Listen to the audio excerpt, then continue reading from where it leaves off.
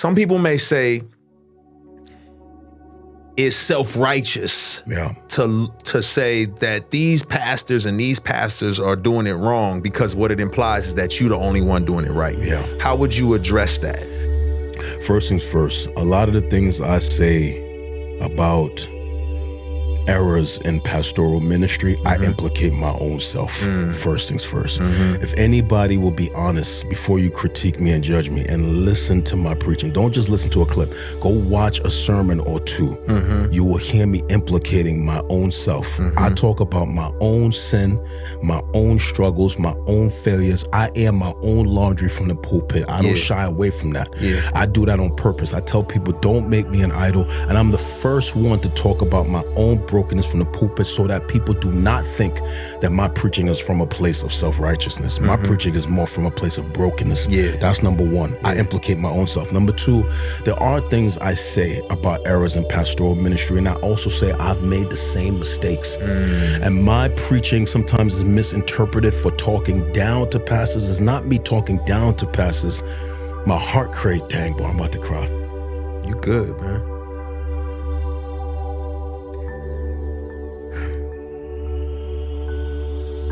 Good, fam. My bad, bro. You good, fam. Don't apologize. My heart, bro, is not to talk down to them, bro. My heart is to pull them out of the foolishness that I felt like I spent 10 years doing, bro. 2819 it will be 2 years old. 2819 was founded on January 2023. In January, we'll be 2 years old, bro. It's only in the last 2 years what God has wrung out of me, bro. It's all of the vanity. All of the foolishness that was in my heart. All of the things I was praying for that was materialistic and fleshly. All of the conferences I kept going to that's making me salivate to have. I want to be a mega church pastor. I want to have thousands of people. I want to have a big Instagram following. I want to have all these things I kept doing. And people don't realize it's so undercover. You go into these conferences, you go to all these things, and you don't even realize you leave with all of these desires, B, that are actually very worldly and materialistic. I have never, in 10 years of pastoral ministry before 2019 was founded, ever been to a conference when they were talking about purity. When they was talking about wringing out your heart from sin. When they was talking about how you get down in private, or the congruence between what you preach on a platform and how you live and nobody don't see.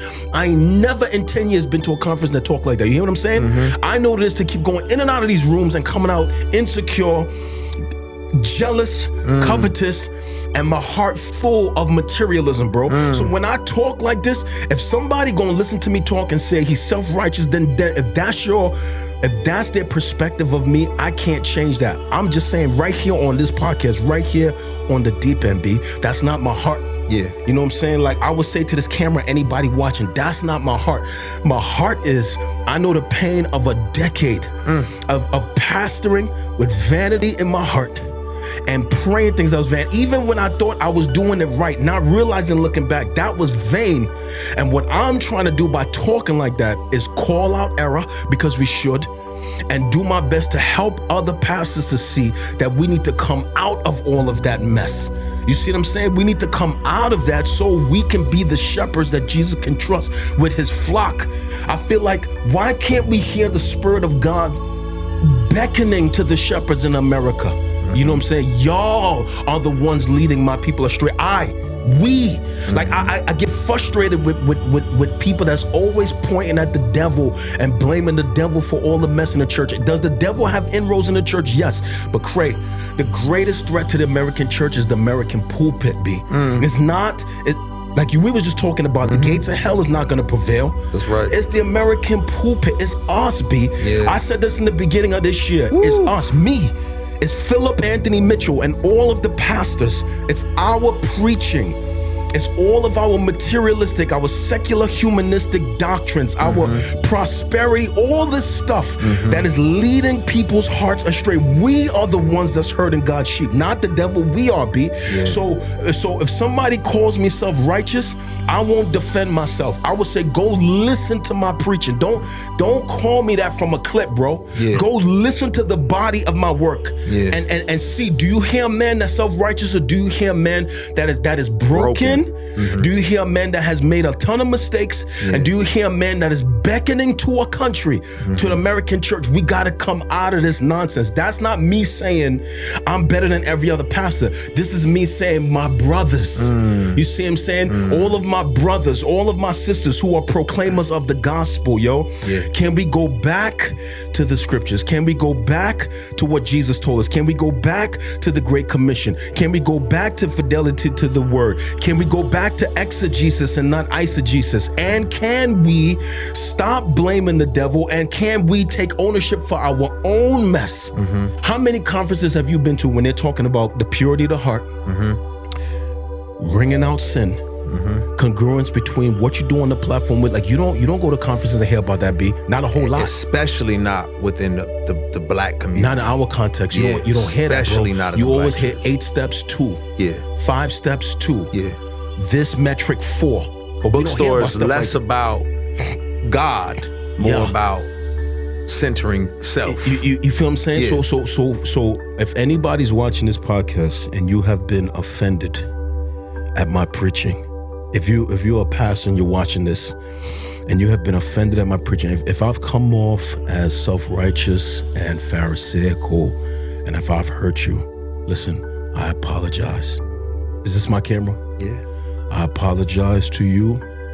I can own that. If my tone has made you misinterpret my heart, I apologize. I can own that. Hear me. I'm saying it right here on the deep end. It is not my heart to be self-righteous, and when I am self-righteous, trust me, I'm wringing that out in my prayer time. When I do feel myself a little bit, I'm gonna go wring that out in my prayer time. When I'm feeling prideful and arrogant, I'm gonna go wring that out. But if I have hurt you or wounded you, I apologize. That's not my heart. My heart is to help as many pastors as possible, if God would give me the opportunity to just come out of the foolishness I was in for the decade, bro. You sound burdened. Like, that's what I hear. I hear a man who's burdened. Bro, if I had, like, I'm telling you honestly, bro, I don't pray to preach on any platforms in this country. I don't ask God for no platforms. But there is one platform I have asked God for, and this was just in the last couple months, and I've said to the Lord, if there is a platform I would like to stand on, it would just be to have an opportunity to be in a room with as many pastors from this nation as possible, and just give me 2 hours to just talk to them from my heart. No fluff, no frills. Just give me 2 hours to talk to them with the hopes that as many as possible would leave that room, and that there would be a radical shift in the context of what we're doing in America. If there's any platform I would want to be, it would only be that. But I'm not asking God for no other platforms.